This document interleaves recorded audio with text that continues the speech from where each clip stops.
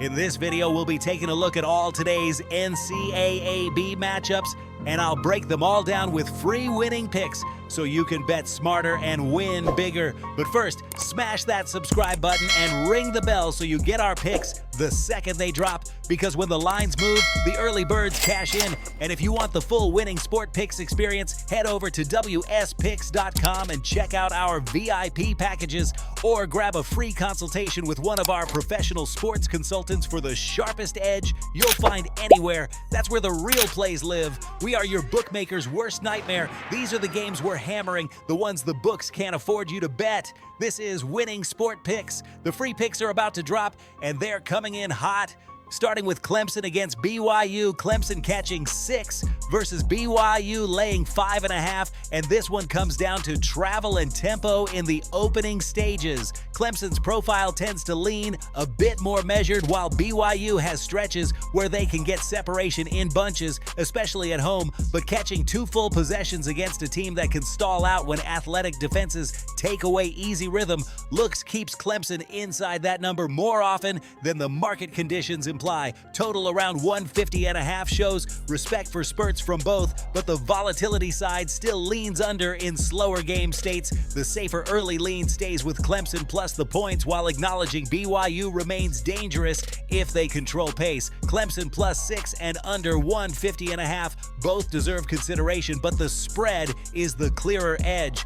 Villanova against Michigan. Villanova catching 15.5, while Michigan lays 15.5. And this type of margin in college basketball always introduces backdoor potential regardless of roster strength. Michigan's physical edge is obvious, but large chalk in early neutral or semi-neutral energy situations can invite late variance. Villanova's ability to string 2 or 3 defensive stops together can be enough to sneak inside a huge cushion. Total around 149.5 suggests moderate tempo, and with a sizable spread, the endgame fouling scenario could flick the total around. But in normal flow, staying inside a big number with a fundamentally sound team plus 15.5 holds the stronger long-term profile. Illinois against Ohio State. Illinois catching 3 while Ohio State lays 3, and this matchup leans heavily toward whoever controls pace and limits live ball giveaways. Ohio State's home court environment often brings extended defensive pressure stretches, but Illinois' ability to grind half-court possessions keeps this from running away. The line basically implies coin flip with slight home inflation, but Illinois catching 3 carries more appeal in a possession-driven contest, especially if tempo compresses in the second half. Total around 154.5 has upside if the whistles show up, but the risk is that both sides choose longer possessions. The spread with Illinois offers the cleaner path. Penn State against Indiana. Penn State catching 13.5 while Indiana lays 13.5. And whenever you see a double-digit home favorite in this conference profile, the question is margin durability. Indiana's talent edge is meaningful, but Penn State tends to fight through extended half-court sets that shorten the game enough for backdoors in final minutes.